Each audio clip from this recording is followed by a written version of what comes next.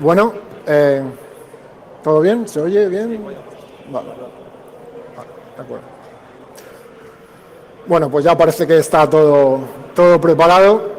En primer lugar, muchas gracias a los que estáis aquí.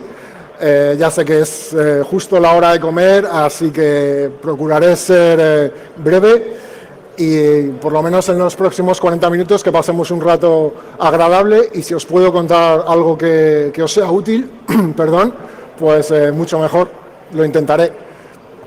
Esta charla, bueno, ya me han presentado, así que esta charla se llama 21 días por una razón bastante simple que iré desgranando en los próximos slides, pero básicamente 21 días era el tiempo que te dejaban sacar un libro en la biblioteca, y en esta charla y en mi vida la biblioteca ha sido un factor bastante importante para conseguir, pues, entre otras cosas, estar aquí hoy con vosotros.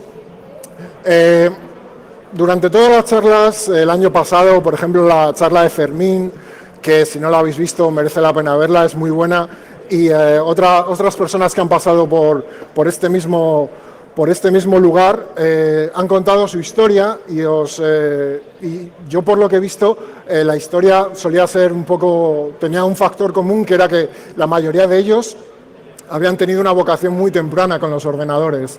Habían empezado desde muy pequeños a cacharrear con aquellos ordenadores antiguos, desde los 6, los 7 años, programando, etc. En mi caso no fue así. Yo llegué bastante tarde a esto de la seguridad informática. De pequeño, pues lo que sí que me gustaba, y siempre me ha gustado y me sigue gustando, es imaginar otras realidades, un poco encontrar cosas que se salgan de lo normal dentro de lo cotidiano, buscar aquellas maneras de imaginar otras realidades. Y de pequeño, pues en vez de un ordenador, pues yo me dedicaba a dibujar, a leer cómics, a leer libros, a cualquier cosa que pudiera satisfacer esa necesidad de encontrar otras realidades. Mi primer ordenador fue un 286, no me acuerdo exactamente con qué años lo tuve, pero bueno, básicamente lo usaba para jugar, no para mucho más. No sé si alguno de los aquí presentes reconoce este fotograma, sabe de qué juego es. ¿Alguno? ¿Alguien? Bueno, parece que sí. Es de Indiana Jones y la última cruzada. Es una aventura gráfica y parece una bobada, pero es una cosa que recuerdo siempre. Es un recuerdo marcado que tengo ahí de jugar con un amigo de toda la vida llamado Mario Vallano, que también afortunadamente estaba bastante más metido que yo en el tema de los ordenadores, y aún hoy está en ello y es muy bueno en seguridad. Forma parte de Intrepids, así que desde aquí un saludo para él. Y bueno, nos juntábamos, vivíamos en Palencia, y nos juntábamos a veces para hacer mapas de las catacumbas de este juego, para analizar todo lo posible, y eso, quieras que no, sí que te creaba un cierto clima de aprendizaje que más tarde pude usar. Pero yo creo que lo más importante de todo fue esto. Esta es la Biblioteca Pública de Palencia. No os he contado que yo soy leonés, pero he vivido en Palencia como 20 años. La mayor parte de mi vida la pasé en Palencia. Que también hago aquí un llamamiento para los periodistas, a Mercè Molist u otros periodistas que se dedican al tema de la seguridad, que investiguen qué pasó en Palencia, porque David Barroso, que seguro que le conocéis, Graphic, Mario Vallano, Gabriel González, el de Forocoches, nació en Palencia también. O sea, algo nos pusieron en el agua en Palencia, o algo pasó que nos hicieron interesarnos por estos temas. Físicamente Palencia está en el norte, funcionalmente pues puede estar al lado de Teruel, porque probablemente no vayáis a oír hablar de Palencia en los próximos meses. Tampoco prácticamente no existe, pero bueno, yo lo dejo ahí. Y pongo la foto de la Biblioteca Pública de Palencia porque hace tiempo no era lo mismo acceder a los recursos que es ahora. Ahora Internet está totalmente desarrollado. Es muy fácil acceder a cualquier tipo de recurso, ya sean libros, ya sean PDFs, papers, pero cuando yo empecé en esto, diría que con 13, 14 años, era bastante difícil, esos recursos no estaban tan accesibles. Yo no tenía ni siquiera internet por aquella época, no estuve en los grupos underground ni nada de eso. Lo mío fue bastante más normal, bastante más básico. No estaba metido en esas cosas y lo que sí que hacía era leer todo lo que podía. Y si me aceptáis un consejo, que es simplemente, no que lo tengáis que hacer, simplemente un consejo es que leáis todo lo que podáis. E incluso si en ese momento no lo entendéis, por favor, leed, porque en algún momento, y esto de verdad es así, vais a comprender aquello que leísteis un día y no os enterasteis de nada, dijisteis, ¿qué estoy leyendo y para qué me sirve esto? Pues, aunque parezca mentira, es mejor verlo en el largo plazo y, por favor, leed todo lo que podáis, todo lo que llegue a vuestras manos. Una persona me lo ha dicho hace poco y me ha encantado. 21 días era el tiempo que tenías para revisar el libro, para intentar estudiarlo, para intentar aprenderlo. Y bueno, había un número limitado de libros, pero yo creo que en aquella biblioteca y los libros que saqué de aquella biblioteca me permitieron sentar las bases para entender lo que más tarde estudiaría más en profundidad o vería durante mi trabajo.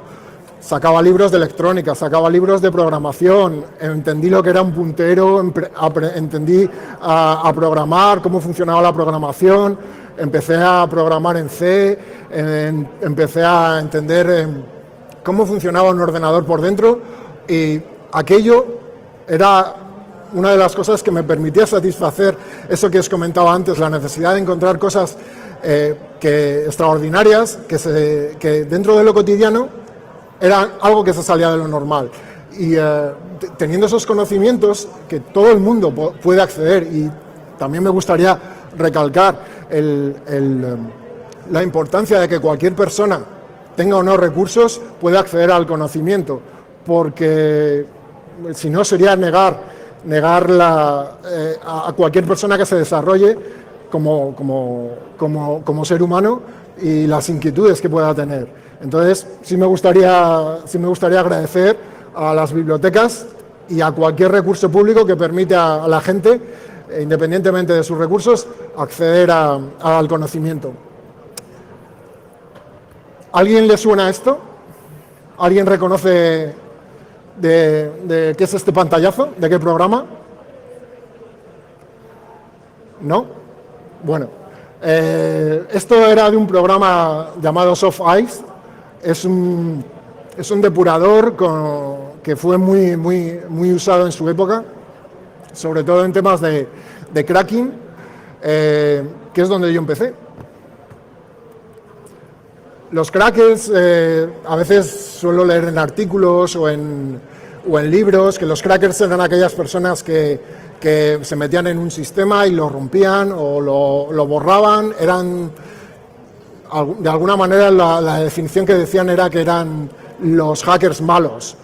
Bueno, pues a lo mejor sí, pero realmente los crackers dentro del mundillo se dedicaban a estudiar las protecciones de software. Se hacía ingeniería inversa de aquellas protecciones que te pedían un serial para poder registrar tu producto, o te sacaban una molesta ventana siempre diciéndote te tienes que registrar, y a veces cambiando simplemente un salto, como veis ahí, podías deshacerte de ellas. Todo lo que aprendí, o mucho de lo que aprendí de ingeniería inversa y de ensamblador, lo aprendí gracias a gente que publicaba lo que a su vez ellos aprendían, y así es como la comunidad se retroalimenta. Aparte de los libros, aparte de todo lo que de todos los recursos que encontrábamos en la biblioteca, una fuente muy importante de aprendizaje era lo que la propia comunidad publicaba. Y a su vez, ya que tú aprendías de la comunidad, sentías la necesidad de lo que aprendías, publicarlo también, para que se retroalimentara y la gente pudiera seguir avanzando. Entonces, había una página muy famosa, Karpov, que tenía una cantidad increíble de tutoriales donde la gente explicaba paso a paso cómo entender, cómo romper una protección de software. Y la verdad es que si tuviera que decir o pensar en un punto de inflexión en mi trayectoria, diría que fue ese, que fue el hecho de trabajar y de entender en todos esos tutoriales para romper las protecciones de software. Por ejemplo, el famoso tutorial de Airsoft, de ensamblador, que seguro que alguno de la vieja escuela todavía recuerda, pues fue el que usé yo para aprender ensamblador.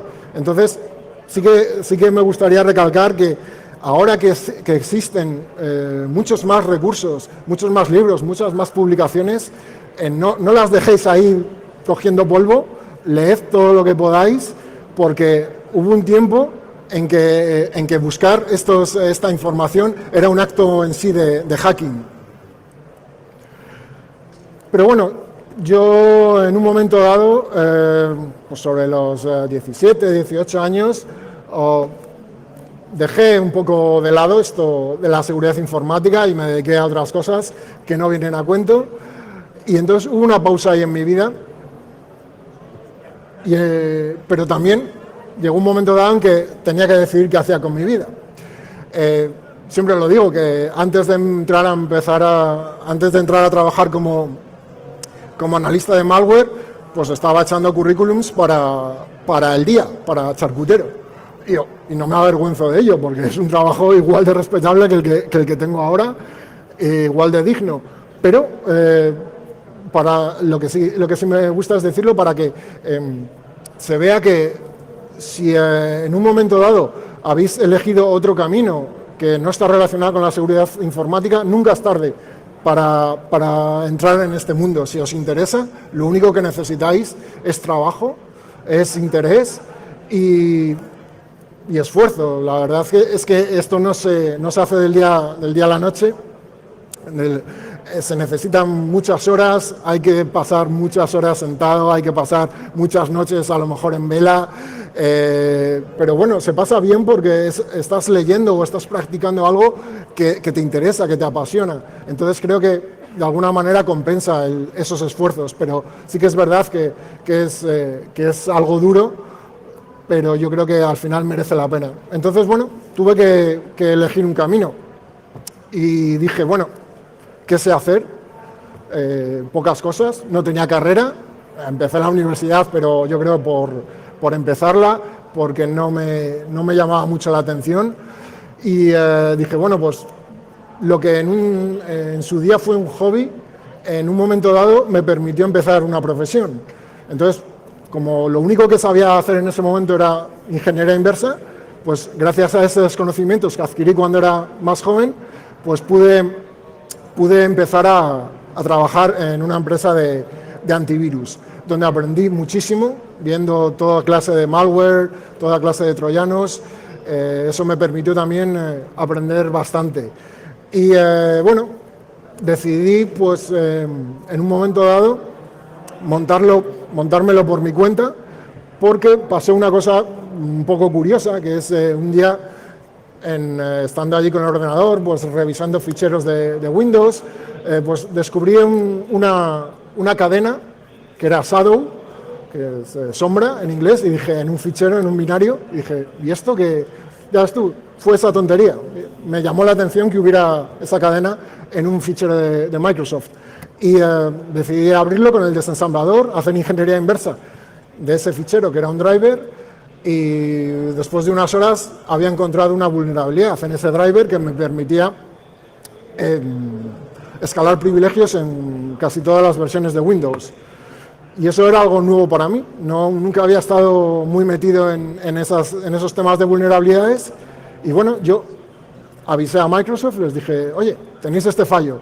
Y un día, leyendo BookTrack, vi un correo de una empresa que se llamaba iDefense y al final del correo ponía te pagamos por tus fallos, por tus vulnerabilidades. Y fue como, ¿me pueden pagar por descubrir estas cosas? Y entonces efectivamente les contacté y les dije, oye, tengo esta vulnerabilidad, pero ya he avisado a Microsoft, no sé si todavía os interesa. Sí, nos interesa bastante.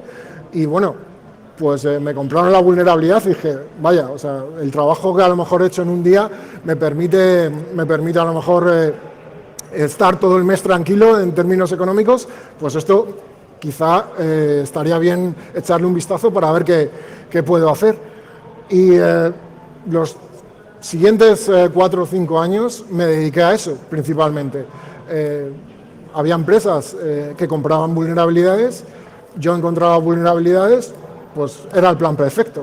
No es que montara ninguna empresa ni nada, pero yo me sentaba allí con mi ordenador sin muchas más pretensiones y me ponía a analizar el software que a las empresas que compraban vulnerabilidades les interesaba, pues Microsoft, todos los sistemas operativos, el software que la gente usaba a menudo.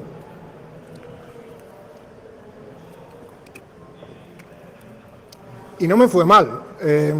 Afortunadamente pude, a la vez que ganarme la vida, pude aprender un montón, porque para descubrir vulnerabilidades, pues al final tienes que entender cómo funcionan los sistemas, cómo funciona a muy bajo nivel todo. Entonces me sirvió bastante para entender de muchas tecnologías y ganar experiencia en otras cosas que probablemente si no estuviera metido en ese escenario no hubiera mirado nunca.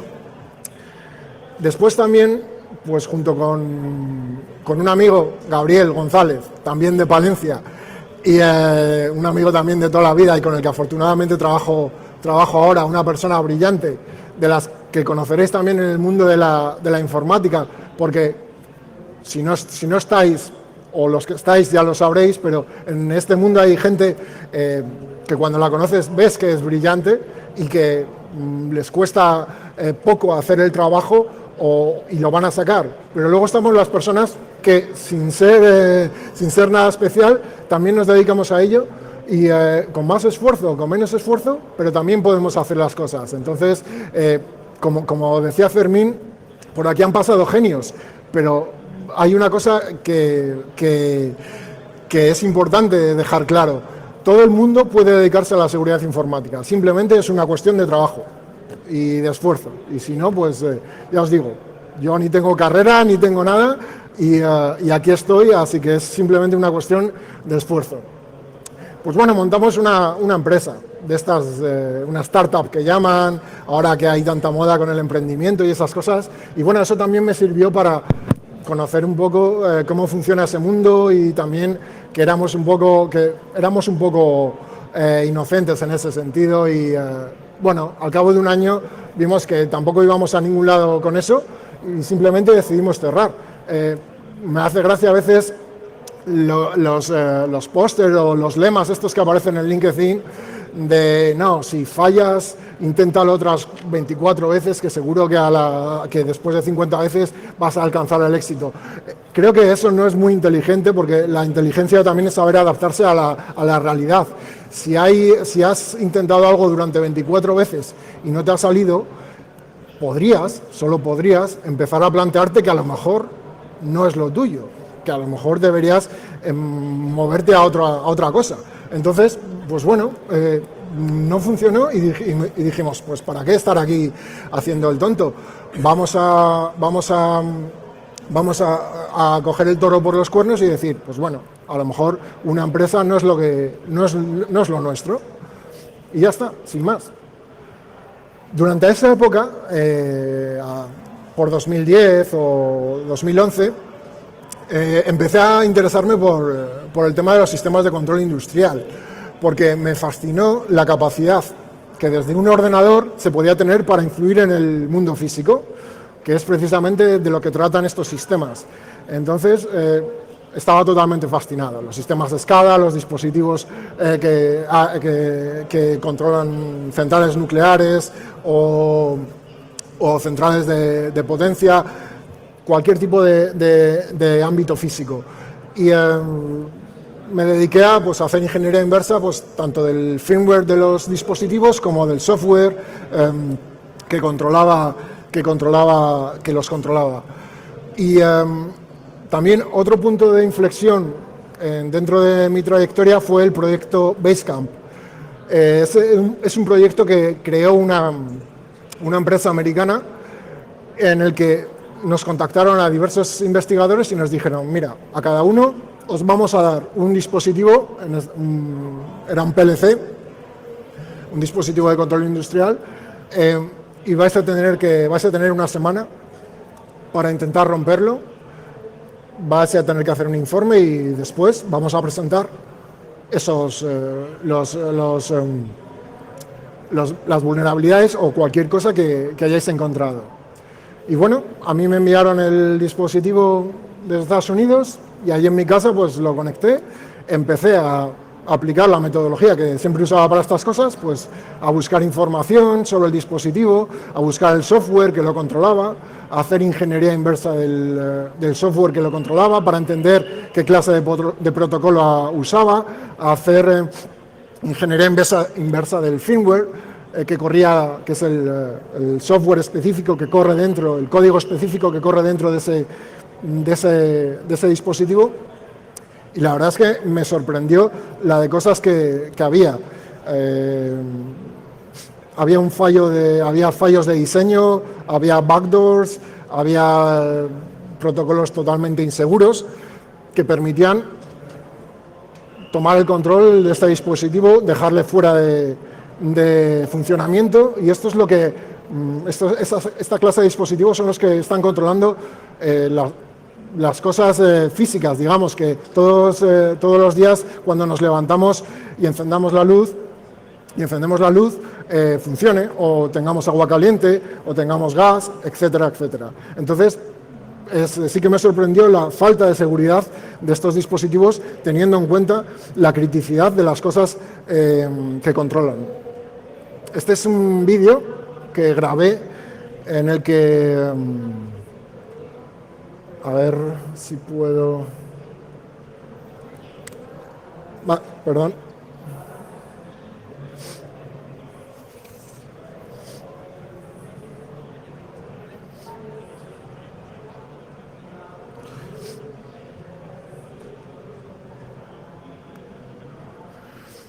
Aquí lo veis.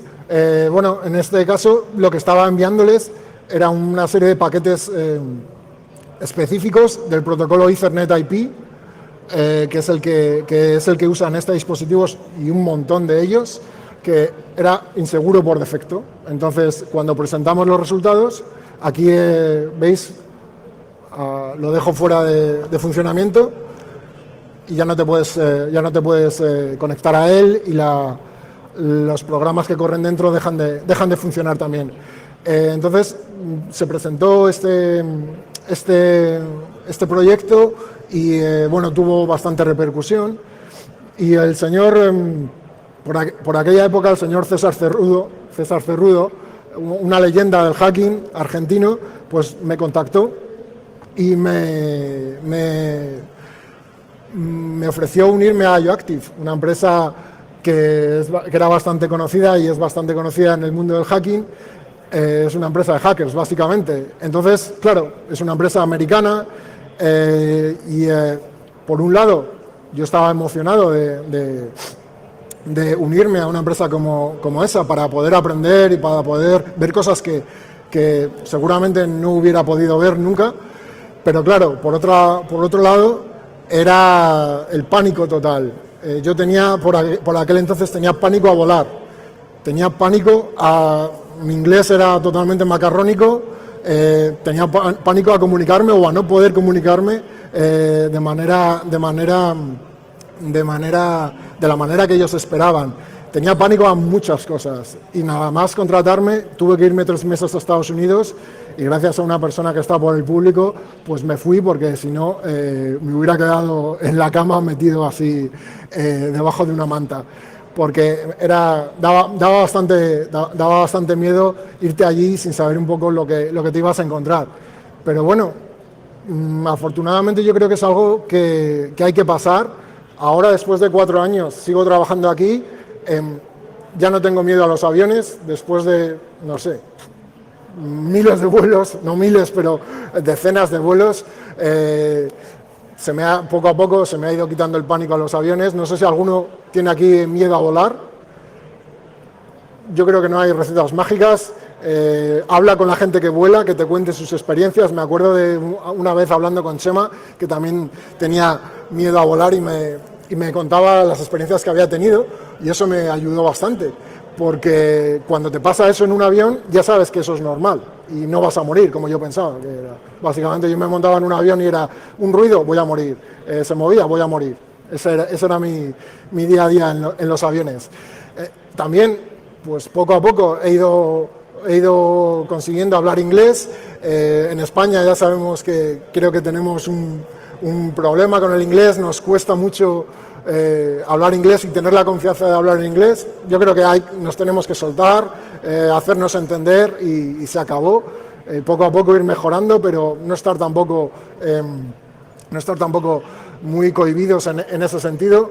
He visitado un montón de países, he visto cosas, he hablado con personas de diferentes culturas, y eso también es muy importante. Creo es una cosa bonita de dedicarse al mundo de la seguridad informática, que está globalizado, y si trabajáis en ello vais a poder visitar y vais a poder conocer un montón de lugares.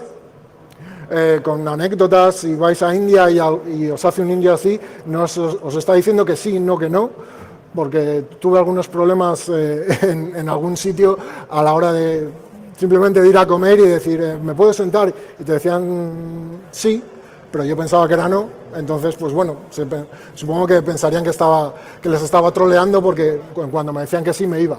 Así que son cosas que te encuentras en situaciones que nunca pensaste que a lo mejor que ibas a estar.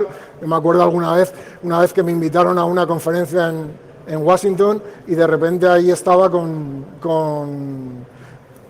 el director de la CIA, que es con la persona que probablemente yo nunca me imaginé estar, ni me apetecía en ese momento estar, y me veía a mí mismo y decía, ¿qué narices hago aquí? ¿Cómo he llegado a este punto de estar aquí con esta gente? Pero bueno, son experiencias que al final en la vida después las recuerdas y sirven para de alguna manera avanzar.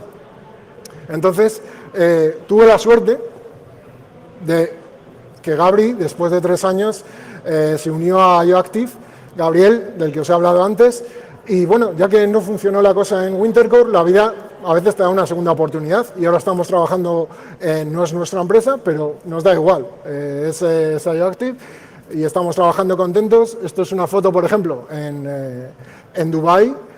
Nos fuimos ahí a un proyecto y por ahí andábamos haciendo el mono como podíamos hacerlo en Palencia cuando nos íbamos por ahí, pero en este caso trabajando. Entonces, sí que es verdad que he tenido la suerte de poder trabajar con amigos, y eso es bastante importante. Por ejemplo, otra de las cosas que hacemos en IOActive es investigar. Nos gusta investigar, nos gusta romper cosas, y no sé si alguien sabe qué es esto. No, bueno, esto es un detector de billetes falsos, que es el que usan en el Corte Inglés, por ejemplo. No sé si se puede decir el Corte Inglés hasta ahora, pero bueno, da igual. Bueno, o en correos también. Entonces, una vez nos surgió la duda si este tipo de dispositivos se podrían hackear, y nos pusimos a ello, y efectivamente podías hacer pasar un billete o un cacho de papel modificando el firmware, lo podías hacer pasar por un billete válido, y cualquier persona en un momento dado, simplemente enchufando durante unos segundos al puerto serie de ese dispositivo, puede actualizar el firmware sin ningún tipo de seguridad. Entonces, vamos a ver un vídeo donde comprobamos cómo esto es posible. Como veis, es un billete de 100 euros legítimo que lo vamos a introducir y vamos a ver si lo toma como válido. Y como veis, lo toma como válido y simplemente con una modificación del firmware. Como decía, la vida a veces da muchas vueltas y mucho se habla de que los hackers, el talento se tiene que ir fuera de España, etcétera. A mí me gusta vivir en España. Para mí el éxito es hacer mi trabajo y volver a casa y tomarme una cerveza y se acabó. Cada persona creo que tiene que definir lo que para ella es el éxito, sin grandes aspiraciones, pero tampoco sin caer en la derrota. Cada uno puede definir lo que para esa persona es el éxito. Para mí es eso. Y entonces, hace un tiempo me comunicaron desde la empresa, gracias a Jennifer, que habían decidido abrir un laboratorio en Madrid. Entonces, lo que es la vida, después de andar por 40.000 países, al final iba a poder traer lo que había visto por allí a Madrid y que la gente que es muy buena y que la gente muy buena que tenemos en España pueda trabajar, si lo decide así, cerca de los suyos y donde ha nacido, pues me parece interesante. Obviamente el que quiera irse está en su perfecto derecho y también enriquece mucho irse, pero irse por obligación no es no es lo óptimo. Entonces, pues hace un mes abrimos un laboratorio de seguridad hardware principalmente en Madrid y la verdad es que para nosotros ha sido muy, muy importante porque, por ejemplo, el graffiti que ahí veis lo hizo una persona de Palencia que conocíamos, con el que yo dibujaba antes. Para que veáis que al final la vida siempre acaba un poco en los mismos círculos y me hace ilusión poder trabajar o poder o ver a la gente que sé que es buena trabajando contenta o trabajando cerca de la gente que quieren. Nuestra idea es lo mismo que hacemos en Estados Unidos, a lo mejor hacerlo aquí, porque tenemos la gente, tenemos los medios y creo que es una cosa interesante poder avanzar en ese sentido. Poco más me queda por decir. Creo que cada uno es ya mayorcito para saber lo que tiene que hacer. Mi intención no es dar lecciones de nada. Sí, lo único que diría es que se tuviera respeto en esta profesión, porque muchas veces lo que se tiende es a menospreciar el trabajo de otros programadores. A lo mejor, si encuentras una vulnerabilidad, decir que ese producto es bastante malo, por no decir otra palabra. Yo creo que hay que buscar un poco el término medio. Es mejor tener respeto por todo el mundo tiene un trabajo en el que tiene diferentes escenarios. No deberíamos asumir ciertas cosas. Entonces, es algo que en la cultura hacker el ego está bastante desarrollado y creo que es algo que se debería eliminar completamente. Somos personas, somos gente normal y creo que no deberíamos ni sentirnos superior a nadie y mucho menos menospreciar el trabajo de otra gente. Así que a los que venís detrás, lo digo porque lo he visto y lo he visto en las viejas generaciones, en las actuales. Por favor, dejad el ego fuera, sed felices trabajando en lo que hay y respetando a la demás gente. Y poco más. Si tenéis alguna pregunta específica, me encantará responderla. Muchas gracias por venir y hasta la próxima.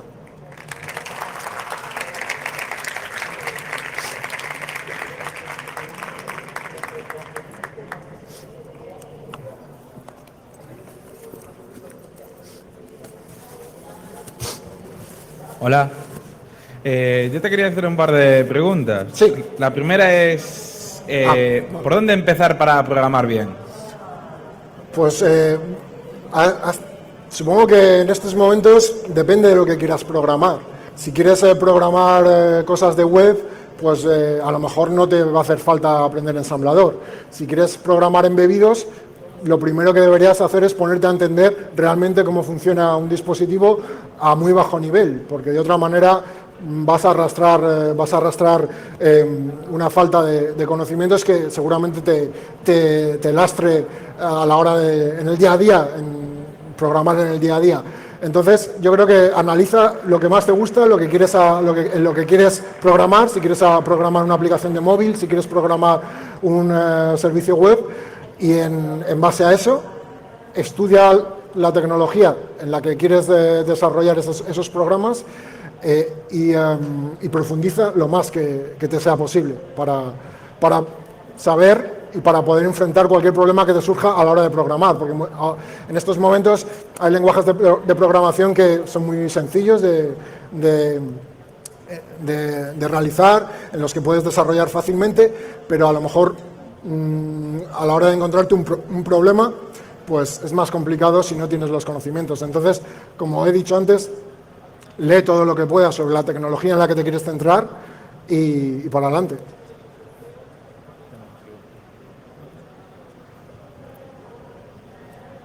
Y para aprender a craquear. Para aprender a craquear, ensamblador. Aprende ensamblador ya.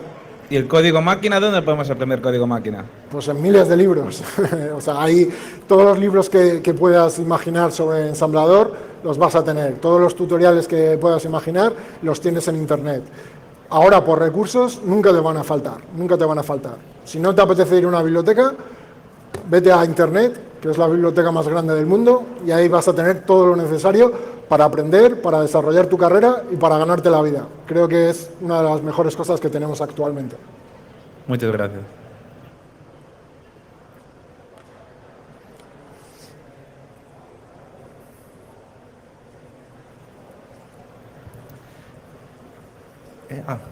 Hola, buenas. Mi pregunta es si merece la pena ir a la universidad o ir a estudiar a algún curso oficial. A ver, yo creo que sí. Es decir, para mí, una persona que ha estudiado una carrera, que ha sido capaz de sacarse una carrera, es que no me cabe en la cabeza que no pueda hacer estas cosas.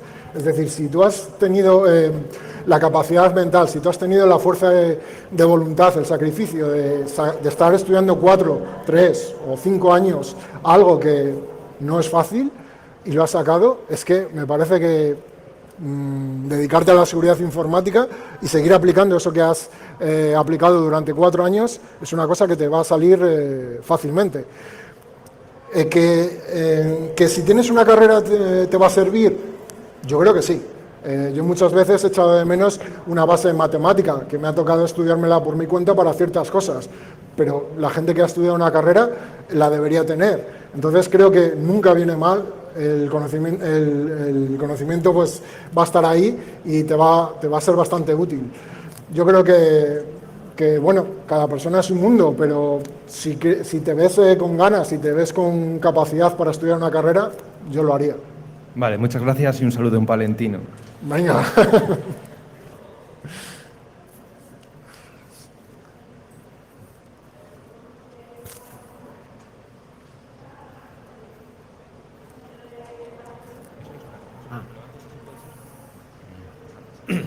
¿Habéis evaluado la seguridad de dispositivos TPM en vuestros laboratorios?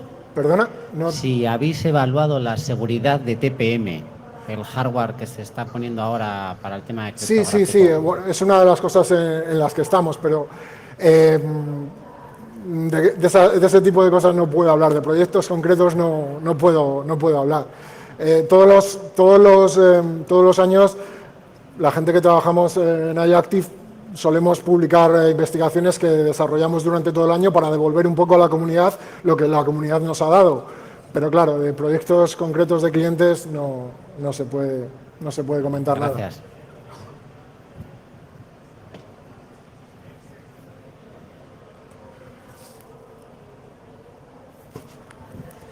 Muchísimas gracias. Muchas gracias. Muchísimas gracias, Rubén.